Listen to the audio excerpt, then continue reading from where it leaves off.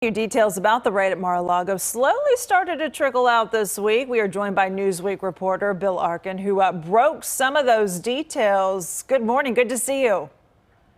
Nice to be on. Thank you very much. Okay, so you talked about this informer that told the FBI what documents that Donald Trump was apparently hiding. Were they there? What are you hearing this morning?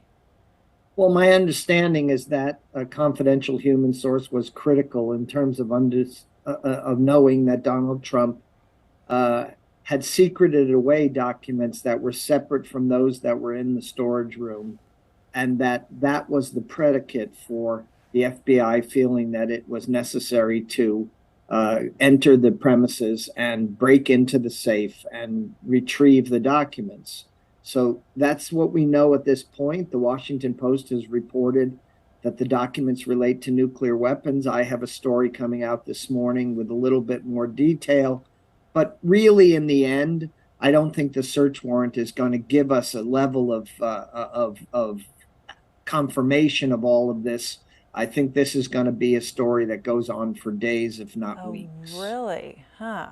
I thought was interesting was, and let me, tell me if you did too. I felt like there weren't any leaks about this. Like it was, for the most part, the former president who told us what was going on in the beginning. It wasn't like the media was tipped off before this, which is kind of hard to do these days.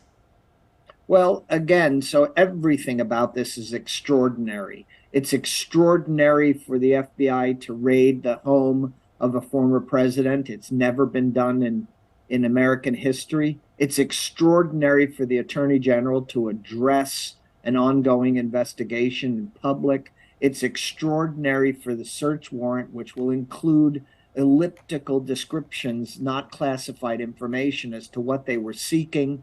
It's extraordinary that the former president is arguing that he has nothing to hide, when in fact the FBI felt so important, that it was so important for them to raid the home. So everything about this case, as everything is about Donald Trump, is extraordinary. And I think this is not going to be resolved today. It's not going to be resolved this week.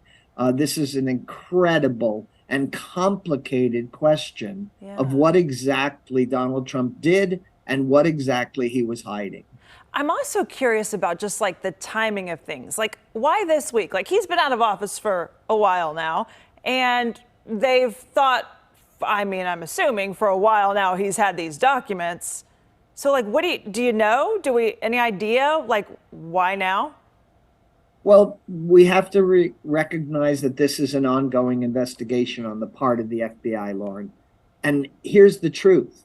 In January of this year, the Trump camp delivered 15 boxes of documents to the National Archives. Those boxes contained some classified documents. In May of this year, the FBI delivered a subpoena to Mar-a-Lago in which they were seeking additional documents. My understanding is they walked away with a handful of documents, some of which were very sensitive. Then in June, the FBI visited Mar-a-Lago and had a cordial visit with the president. And obviously something that they found out when they went to Mar-a-Lago, or in the investigation through this confidential human source, provoked them to feel like they needed to actually execute a search warrant, one that was secret, because that would hopefully allow them to retrieve the documents without President Trump or the Trump camp moving them or secreting them away. And so that was why they executed the search warrant. Yeah, he wasn't even there at the time. William, thanks for your reporting. Always appreciate it. Thanks for having me on. Okay, and we'll be watching to see what's to come in your reporting. Thank you so much. It is